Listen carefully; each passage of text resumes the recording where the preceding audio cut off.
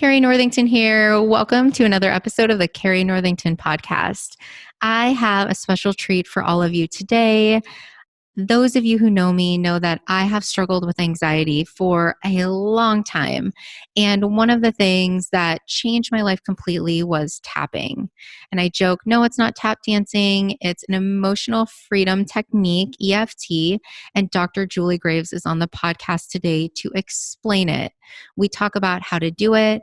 We go through a session of actually doing it. You can watch the video if you'd like. We share our own personal stories of how it's helped and changed our way of thinking and reframed our thought patterns. And I cannot wait to hear what you think, for you to try this. If you are somebody that has struggled with anxiety, you are going to be in love with this technique. I am so confident. So here is Dr. Julie Graves.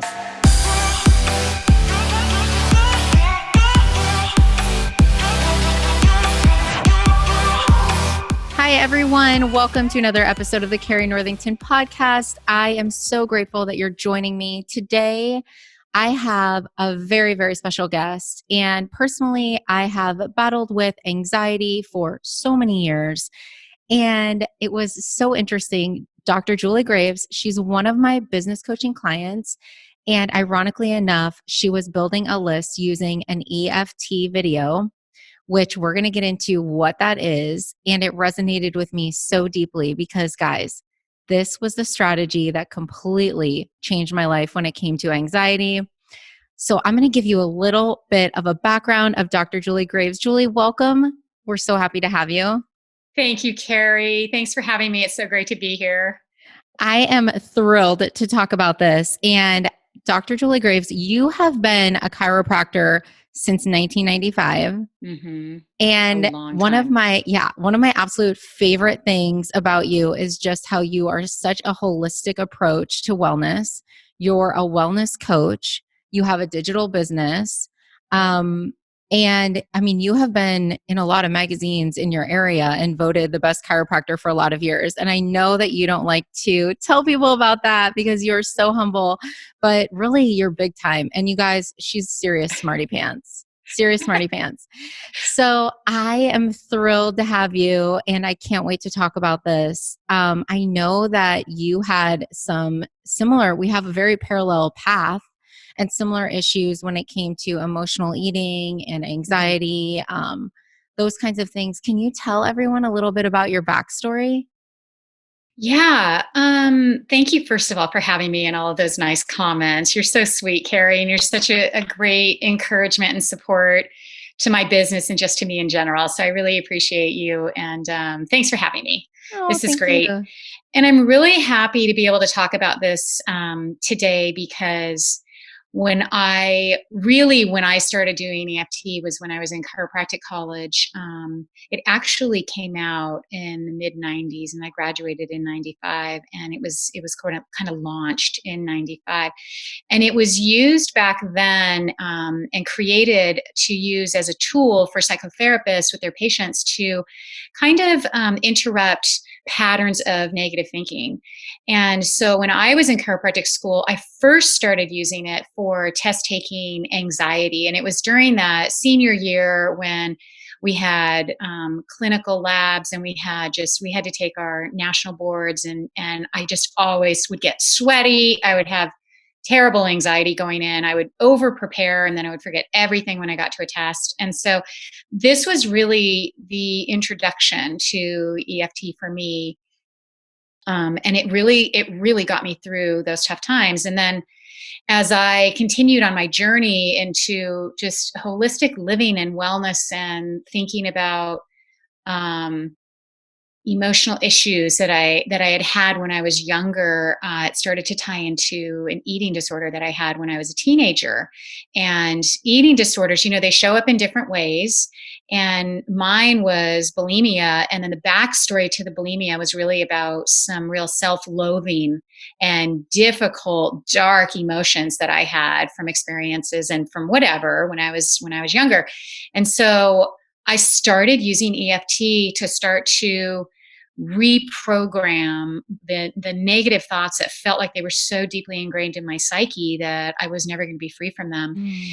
And what I found was I found some freedom in there, just like the technique is called Oh my emotional gosh. freedom technique. So, Yes, I love yeah, that. So I think that so many people can relate. And I know that I can, where you don't even notice that you're getting in this self loathing, self deprecating behavior loop because it becomes yeah. second nature and you feel as though that's the only way to think. And I know that you and I had a side conversation this week, which spurred wanting to talk more deeply about this and share. But kind of being in that loop and not knowing how to get out of it, when you finally come across something that helps, you almost start doing this backwards thing of like, where did this all start? Right. Hmm. So it seemed like something triggered you to want to look for help, which was all the Hmm. test taking and realizing that you have to get through that. I know for me, it was a lot of the business ownership things that really shed light on, oh my gosh, like this thought pattern is really getting in the way of my quality of life. And Hmm. I'm feeling trapped and I'm feeling stuck and I'm feeling like I can't move forward and something's got to change. And I know that I shared with you and I'll share with everyone. This was, I had a very similar situation when it came to being diagnosed with anxiety or depression or what this looks like. And none of those really felt like what was actually going on for me. But I was open to trying so many things as a nurse, which came to different medications. And I just was like, there has to be a better way. And for me, I just kind of Google searched and I came across, you guys, the EFT is called tapping. And when I tell people about this, they're like, tap dancing? Like, what do you mean? Like, you're going to dance? And when you say it's an emotional freedom technique, it's kind of hard to even grasp like what that would look like. And I just want to encourage everyone, please stick with us because Julie and I'm going to say we're self-proclaimed cool cats and we still believe like this still works, right? Like we're not doing all kinds of what people would call like woo woo things. Like we don't live in that world of just being, able to meditate for multiple hours a day. Like we get it. Like we're super busy. We're trying to figure out what works. And this can sound a little bit like an alternative medicine type thing that you may not be open to try. But here's the thing. When I read this about this at the very first time, it has absolutely no negative side effects. None. Zero. Like there is not one thing that can go in another direction. So think about when you read the labels of like medication or other different modalities that would make you feel better. There's a ton of negative side effects and things that Yeah. can go wrong. So what do you have to lose? Right? Like just Nothing. everyone come to this open minded. I want everyone to say to themselves, I am going to give this a shot. So, okay, tell us about like the emotional freedom technique. Like, how does that even go down when you first discovered it? How did you learn? Like, what does that look like? Yeah. Well, so when I first discovered it, I was in chiro school in Northern California, and we were all very open minded to all the woo woo stuff. But in the back of my head, I was like, really? What? You're going to tap what? And so, what I discovered about EFT is basically the science behind it, if there is a science behind it, is acupuncturists and the work that they do with their patients. They believe in Chinese medicine that there are energy lines running through the body called meridians, and that there are certain centers or points where those come together, and that EFT was developed when somebody decided or figured out that there are certain points in those centers in the head and the face and on the body that if they are stimulated, similar to acupuncture but without a needle, and Mm. similar to acupressure, but instead of exerting a sustained pressure, you're tapping. So you're stimulating these points. And what those points do is they communicate with a part of your brain called the reticular activating system. Sorry to get a little No, sciencey, I like but it. that part of your brain, the RAS, is the gatekeeper between your consciousness and your subconscious mind. Ooh. So if you think about it, when you're going through life and you have an experience that's traumatic, so let's say a car accident, for example, and there's that moment where you're going to hit the car, or you know that this thing is going to happen and you don't know what's going to happen afterward, right? And it's traumatizing. And then it happens. So you now have images and you have an experience that goes into your nervous system and into your body of kind of terror and fear. So this is an extreme example, but and then your RAS, the door is open between your conscious mind and your subconscious. Those experiences, those images go into your subconscious mind and they stay there and they're Mm. stuck. And so when people say that they're stuck in a negative pattern of thinking, or they're stuck with reliving difficult experiences and things just keep popping up. You can Yeah. go through psychotherapy for years and years and years, and yet the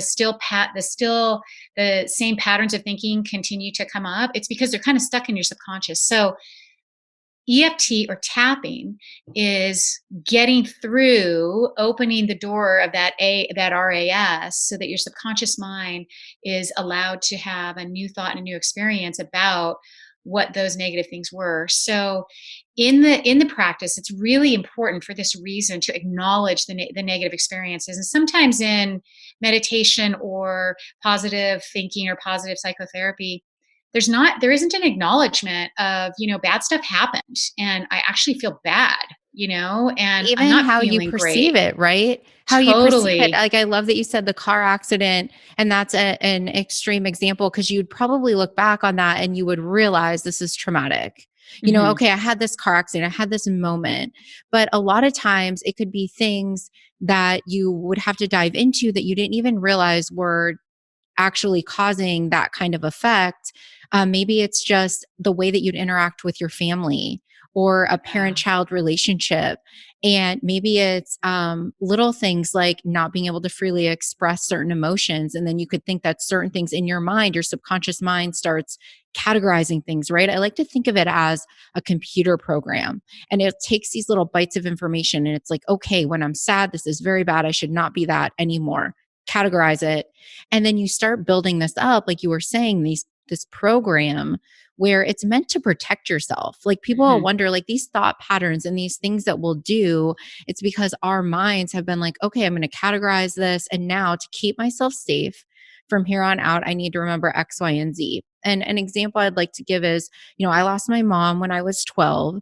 And I've noticed over time that I have a really bizarre, interesting way of being worried that I could feel abandoned again from what happened. Although Mm. that's not a parent's fault. Like, things happen. It's not meant to be like that. But for a period of time, I noticed that I would kind of test it out. Like, hey, I'm going to see if this person's actually going to abandon me.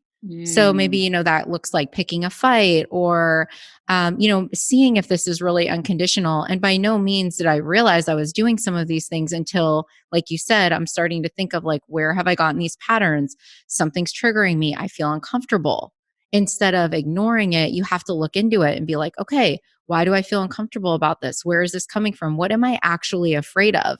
And I feel like I probably talk about this book on every single podcast. You guys are probably going to be like, Carrie, stop. But I love that it's not always depression, the book that about working through your emotions and the change triangle. And I think I told you about that. So this is something that if you all are noticing, I'm not coping well with something and I'm feeling super anxious, because that's what anxiety is. It's like you're feeling a flood of whatever emotion it might be. And there's something on the other side of it. Maybe you were talking about the test. I'm afraid of possibly failing the test. Well, what Mhm. could happen from that? Okay, well, there's a lot of beliefs about failure that I'm sure Yeah. you were attaching to that were all underneath all of this that was causing a lot of panic. So, first, you calm yourself down.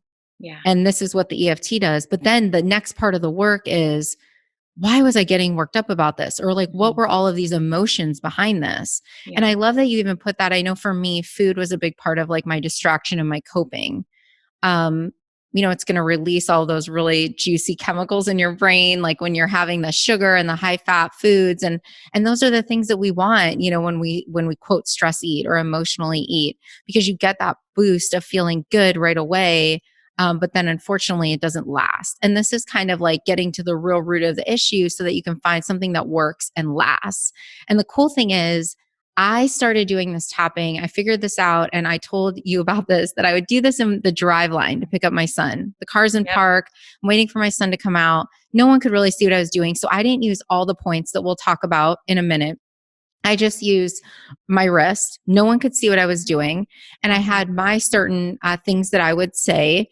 And I don't remember the last time that I actually tapped because now I'm kind of doing this in real time. Mhm. So just to give everyone an idea, like you don't need to be committing to this, 7 days a week, multiple times, hiding in your room. But let's talk about exactly how to do the process. And now we're recording it. So Julie, her and I talk with our hands. So if you Yeah. want to go to the recording, you can see what this looks like. And then we're also going to give you a nugget of how you can download a video that Julie made so that you can do this. But let's kind of walk through verbally just what it would look like. Okay. Yeah. Do you want Maybe to we'll do use an like, example like, let's pretend I'm super anxious. We can use your test example. Like the okay. test is coming up and you're super anxious. So, how would you go through something like this knowing that you're feeling those feelings, like your heart's racing, the stuff that you guys get with anxiety, right? I know that it can range from a general feeling of unease, lack of concentration, to full blown panic attacks, which can be really sweaty palms. You can feel like you're going to pass out. Yeah. So Totally. you Yeah. feel this coming on, and this is where you'd go with it. Yeah.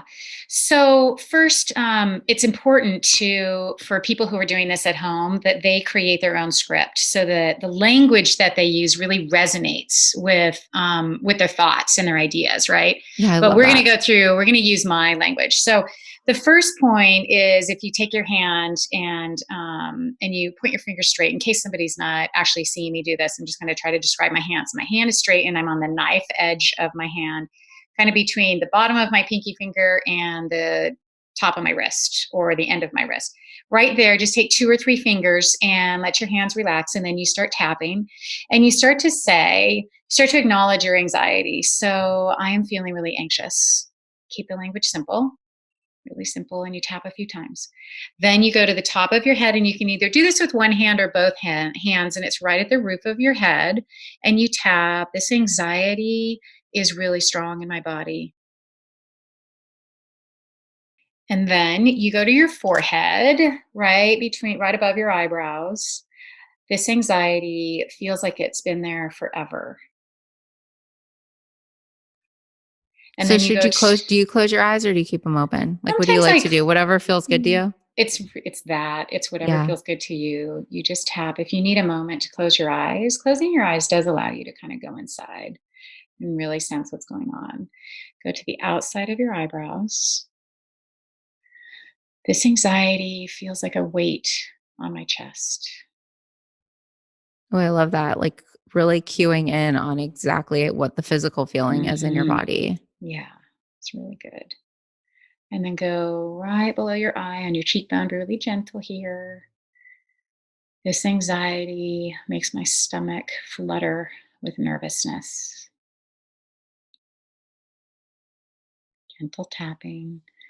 And then there's a point right above your lip. You're going to use one hand and you're going to tap. It's almost like each sinus cavity, huh? It is, yeah. This anxiety feels like it's always been present.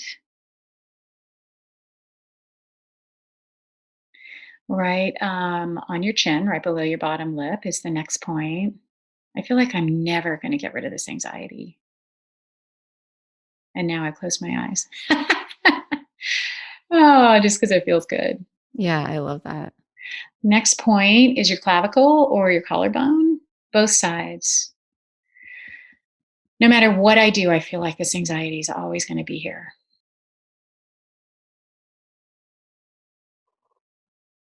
And then the next point is right at the nipple line. I'm going to move my camera right at the nipple line, the ribs, on the Mm. ribs, kind of under the armpits. And you can do both sides or one side.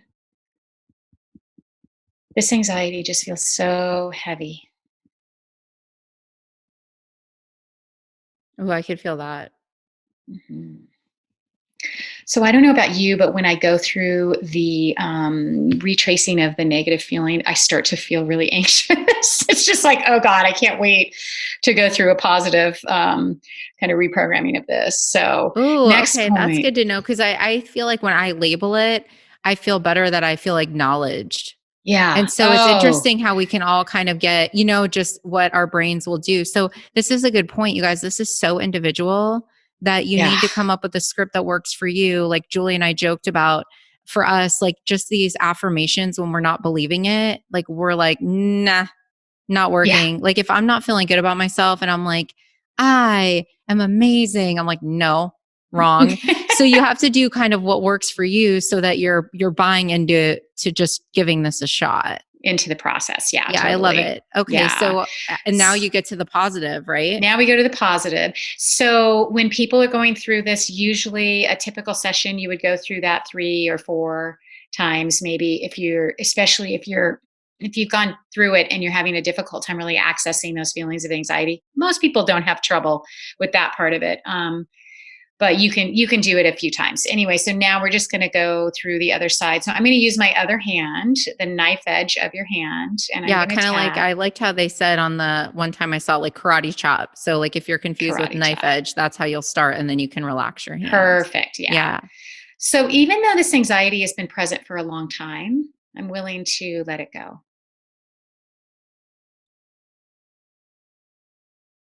I'm going to go to the top of your head and tap right at the crown. Even though this anxiety has made me feel heavy in my chest, I'm willing to let it go.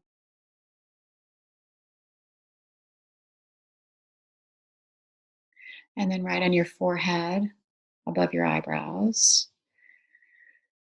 Oh, this anxiety is starting to leave me.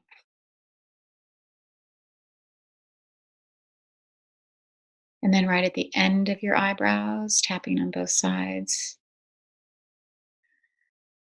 This anxiety is starting to diminish and I'm letting it go. Right on your cheekbones, right below your eye. I'm starting to feel free from anxiety.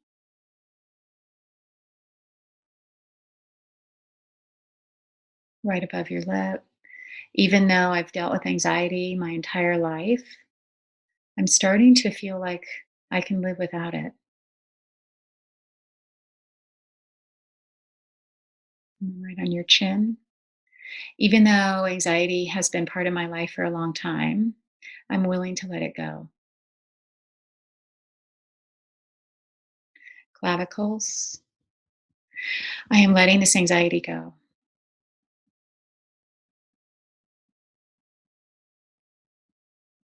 Rib cage. Anxiety is gone. I no longer feel anxious.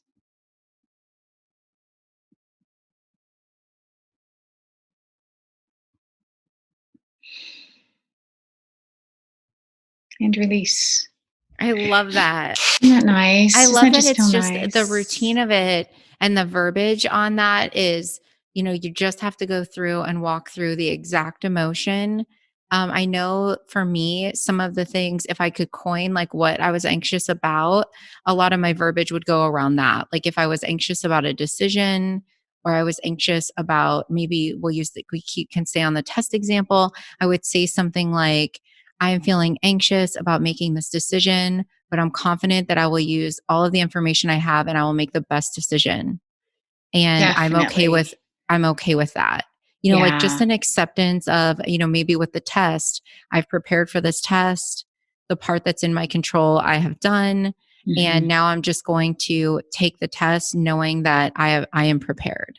Yeah. Something that would make you feel around that maybe the outcome, because I'm really big on we don't always know the outcomes, but what we can know is that we could be okay regardless of what the outcome is. And so Yeah. you just can do your part. And that looks like preparing for the exam or having an informed decision. Um, a lot of people are crisis schooling right now. And Yeah. all you can do is the best that you can do with the information that you have. And sometimes just releasing the rest of the expectations can be really, really powerful. So if Yeah. you have something that's particularly causing anxiety that you've identified, you could even change some of the verbiage to include it. Absolutely. So, you could say something like if you're at the test taking, so even though I feel nervous about this test, I know I'm prepared. Mhm. Even though I'm feeling sweaty when I take a test, I'm willing to accept that I'm ready. Mhm. Because some people, they can't get around that idea that they're ready for something, and that they allow themselves to acknowledge their own power, their own preparedness, or their own abilities.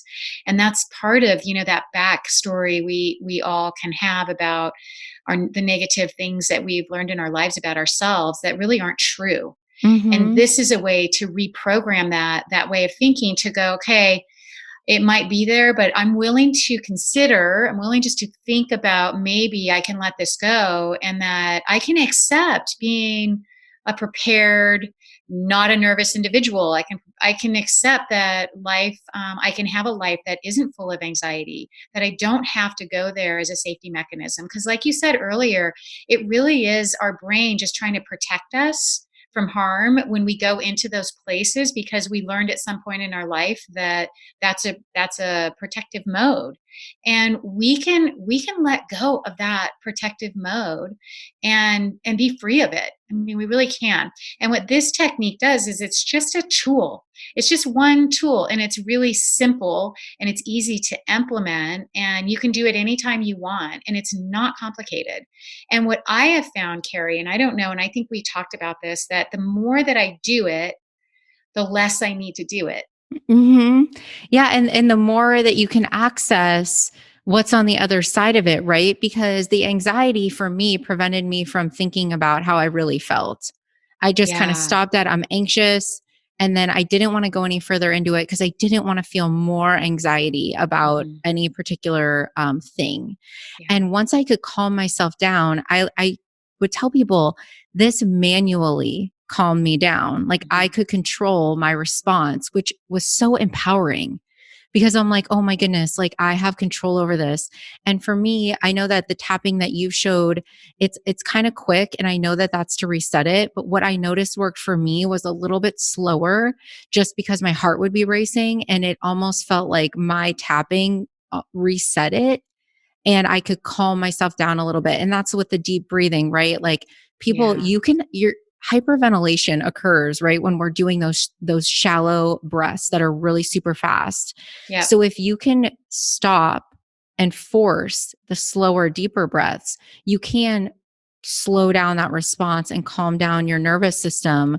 And then when you're like, oh my gosh, so now I've manually calmed myself down. Let me think about where this is coming from. Mhm. The other thing that I notice, humans have a tendency to take one isolated incident and attach that to themselves permanently.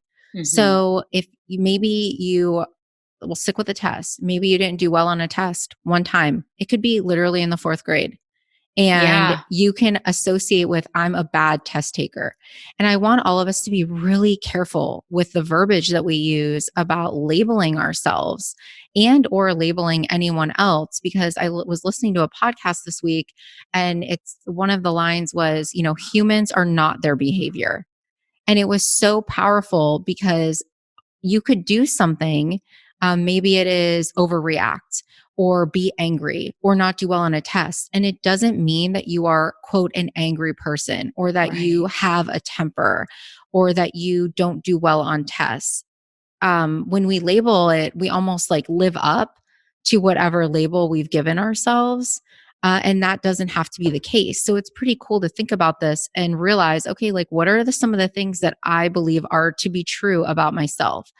I would say write down all of those things, anything that you know that you say in your head, and then think about how you can disprove that myth. And there'll be so many times that maybe you decided you're a bad test taker. There's probably a lot of times that you did do really well on a test Mhm. and you could remember those things. There's probably a lot of times that you did keep your cool when something, was really hard to do. And you can decide like, hey, I'm taking like one small slice of the past and deciding that that's who I am moving forward.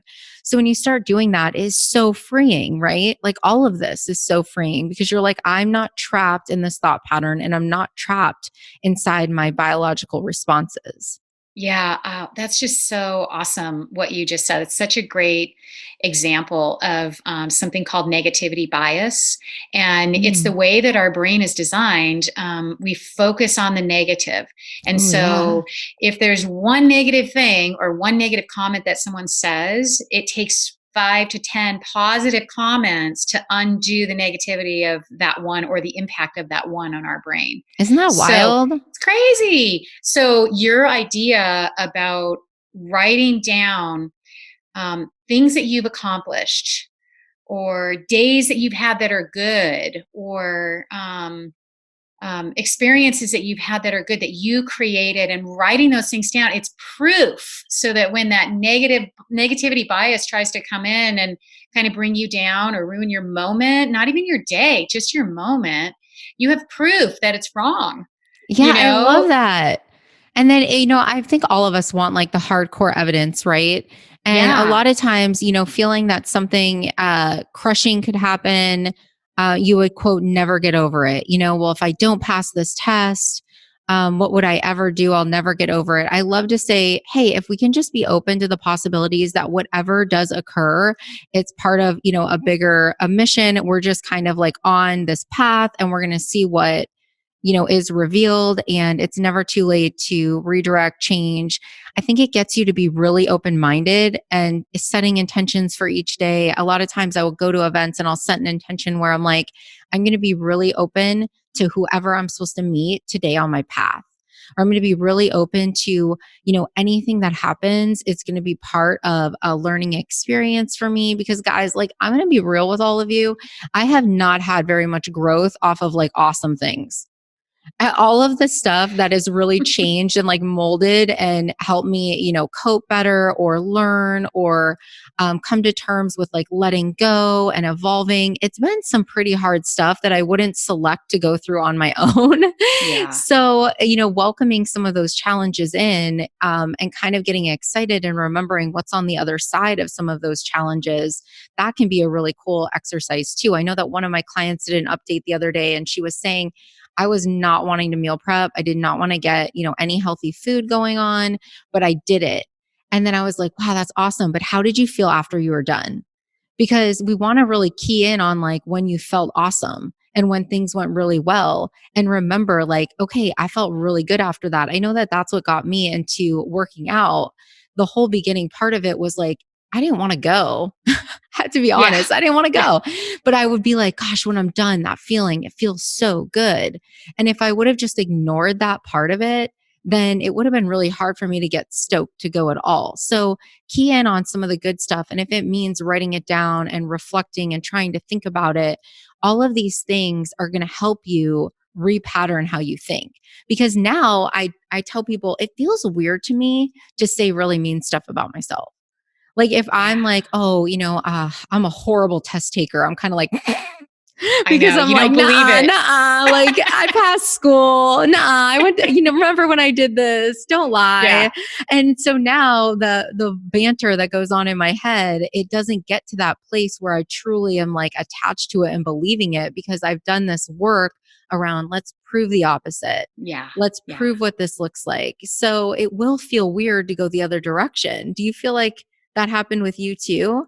Oh, completely. And you know what? It took me by surprise, because I thought I was never going to get over a sort of an inherent feeling that I'm not good enough, right? Because I don't know about you, Carrie, and I don't know about your listeners. I have a feeling we've all experienced this need for perfection. Oh And gosh. so, right? So I grew up that way, thinking I had to be perfect at everything. I grew up in Southern California, a small brunette with brown eyes in what I thought was a sea of tall, blonde, blue eyed babes.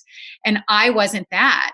And so I grew up always trying to kind of live up, right? To completely unyielding expectations that were impossible for anyone to achieve. And so, with that kind of inherent bias, if you will, in my thinking, that was a tough one I didn't think I would ever get over. And even when you're doing well or you're not meeting your Yeah. expectation Yeah. ever. It And ever, so you're feeling ever. like you're falling short over and over and over. And I've Yeah. said this time and time again, perfectionism can be, that personality trait has the highest percentage of depressed and anxious people Mhm. because it really can't. I know, hands up, like same. Hands up. And I I'm right joke, here, like so sister. many people that I'll help with nutrition, that get really locked in, and if there's any slip up, it's like we talked Yeah. about the self punishing, and I think a Yeah. lot of us can relate. Like, oh my gosh, I did this wrong.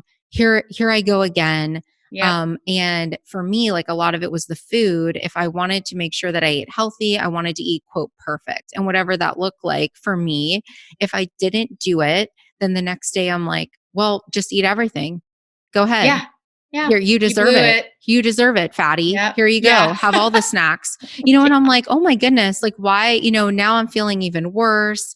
And, Mhm. or I know that some people go the other way with like over exercising, like, okay, well, you had a really good time with that. Now you're going to have to, work it, quote, work it off Yeah. instead of just, accepting and letting go and moving on, reflecting. It's okay. This is what I'm going to take with from it. And this is how I'm going to approach the situation over again. An example I want to throw out there is I had somebody come back. She's a nutrition client of mine, and she's like, I can't believe I'm starting over again. This always happens. And I'm Mm. like, well, let's think about this. Are any of us really starting from scratch? Because all of our experiences, if you've accomplished something, that's really awesome. And you're never, quote, starting over. Mhm. After that, what about all the points of you've done it before? Doesn't that prove you can do it again? Mhm. But we don't think of it that way. I know Mhm. for me, when I was competing and then when I stopped, I'm like, oh, it's been so long since I did it. I'll never be able to do it again. Why? Why? Why would we believe that? If you did it once, isn't that evidence enough that you can do it again? Yeah. And so a lot of times we think like, oh my goodness, quote slipped up again, or I'm quote back to the starting board. You're never back to the drawing board. If you've accomplished something before, all of those experiences still count. They're still valid. It's still made you who you are. And if you've done it before, you can definitely do it again. Like A you've already hundred proved it percent. to yourself. So it's so cool to think of how we could flip some of those scripts and go from there with it, instead of being stuck in that. And isn't it funny when you brought up the Southern California and I was in a sea of people that were like this? I remember feeling that way on so many levels. I grew up in Erie, but like no one had olive skin and dark hair. And I remember wanting to put a bunch of sun in my hair. I'm like, I have to get rid of this. Like, I want to blend in. How come I don't look like any of my friends? And that's such a bummer too, because the stuff that is different about us is what makes the world so cool and what makes each person so amazing. That Mhm. one thing I started to do is the stuff that I didn't like about myself. I started doing a lot of reflection about what could be cool about it. And a lot of times people will say, look in the mirror and, say nice things about yourself. But Mhm. whenever I would do that, I'd always pick the stuff that I thought was like acceptable, but I never picked the stuff that I didn't like. And now when it's like, look in the mirror, maybe I'll see, oh, I don't like, oh, I'm noticing I have more lines, or under my eyes, I look tired or whatever. I'll start picking those things that I'm like, that is pretty cool. That shape of my eye. Like, I like that. Or it Mhm. is pretty cool that I have this going on. And so I challenge you guys to do that. I know that I'll talk about gratitude on the podcast a lot. And I felt like the real change for me was being grateful for some of the things I said, being grateful for the crap. And what did that look Yeah. like? Because it's so easy to be grateful for all the cool stuff. And it's Yeah. so easy to pick out something that you do like about yourself, but it's what about leaning into those things that you want to change? And what would it look like to like those things, even if you Mhm. are kind of forcing it? Like, hey, you know what? That could be cool because consider Mhm. it. And then change for me when I've loved myself has come so much more effortlessly. Loving myself into the change, being cool with where I am at the moment, and then moving through that instead of like, okay, I need to make a change about this stuff because I absolutely detest it. And oh my gosh, I'm just grossed out. I'm just going to stare at this bad grade, or I'm just going to stare at this, whatever crummy friendship or relationship or self relationship. And I'm like, this sucks so bad. I hate it so much. I need out. Like, that never has really elicited the response that loving the situation has.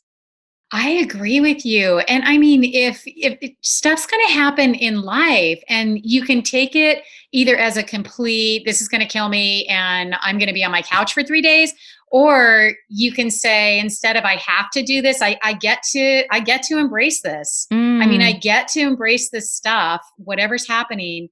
I remember when I was in high school and I had this English teacher and I was really struggling in English. And I was like complaining, oh, I have to write this paper and this just is terrible and blah, blah, blah. And it's really hard reading and grammar and all that. And he said to me, came over, Tony Ventimiglia, Mr. V, came and I love said to this. me, right? Isn't that a great name? He said to me, enjoy the struggle. Mm, Enjoy the struggle. I'll tell you, that phrase has stayed with me my entire life since he said that to me. I And love it's that. it really has shifted so much in my life because I always think back to what Mr. B said, enjoy the struggle. Really? How can you enjoy struggle? And you have to start to ask yourself, how can I do that? So can I look at my situation differently? Can I think, what can I learn in there? What can I learn in that struggle? And I not love only that. that, how powerful can I be that I can just be in struggle? I love that. I love that so much because I say that a lot, but it's not, what was it? You said enjoy. I use embrace. And I'm like, what would that look like if, because for me, and I don't, most people, I mean, nobody likes this, but I've noticed that I'm like, it's what fight, freeze, flight, right? Mhm. And I'm like, what would it look like if I just sat with it? Yeah. And like you said, enjoy, even embrace, even be okay with like, hey, I don't need out. I don't need out of this right now. I'm going to sit with it. I know I've shared before on the podcast that Protein House, that has been hard for me. It's my first restaurant experience. One of the things I do love about myself is that if there's like a 0.0000001 chance of something happening for me, like I'll go for it. I'm going to go Yeah. for it. I'm like, okay, let's do it. But there's a lot of challenges in learning something new, and no one likes being a beginner. And so, a lot of times, what my gut reaction would be is like, don't look at the numbers, don't look at it, run, hide, get out of this. How can I get away? And I'm like, what would it look like if I'm just cool with sitting with it and I'm taking this one day at a time? And I Mhm. love the words that we talked about, like you said, am I willing? Could I consider this? And that's, Mhm. you guys, just being willing is step one. Like, hey, I'm open to the idea that I could sit with this and not need it to leave. And at the end of the day, like pain, struggle, like we're all in earth school, suffering's inevitable. Suffering is inevitable, but it doesn't have to break you. And you can be really comfortable while you're going through it, whatever the outcome may be. What does that look like for you? And like, how can you get to a place of acceptance of what's going on? Because I've always seen that quote. It's like, let go or be dragged, right? So Yeah. it's like you can either be open to this consideration or you can fight it the whole entire time, but you're never going to win because there's no way to prevent struggle from happening, right? Right. Right. So I just thank you so much for talking to us about tapping. Guys, this is called EFT. You can find Julie at jagwellness.com and tell them because you guys, I always am just calling you Julie, but Dr. Julie has a special present for you and you guys need to claim this. So what is it? Yeah. So my business coach encouraged me to create a video. So I created a video, and it's about 10 or 12 minutes, and it's language using just to release some tension off of anxiety using emotional freedom technique and the tapping technique. So today, what we did was a really like just like a nibble of it. And it does usually you go a little bit slower and it takes a little bit more time. And that's what I did in my video that I've made for you guys. So I hope you enjoy it. It's on YouTube. Yeah, and all And you have to do is subscribe. You're going to yep, go to jagwellness.com. It'll pop yeah, right up. You subscribe with your email. And yeah. I've saved it because I love knowing that I can just go to my YouTube save list and go right to this. And I can remember the points because, like I said, I've been doing this for a while, but the video that I learned from, it just had, it didn't go through all 9 points. Okay. And Yeah. this is really helpful for me to remember which ones, and you can go right back to it and look at it. So you're not going to want to miss that. And thank you so much. I mean, I love that we dove into this. And if any of you have any questions, you know how you can get a hold of me. You can reach out to me anytime. If you like this podcast, the best thing that you can do is rate, review, and subscribe. I'd be so grateful. And I hope you all are staying safe and healthy and anxiety free as much as possible. That's Thanks so great. much. Carrie, thank you. Have a good day, everyone.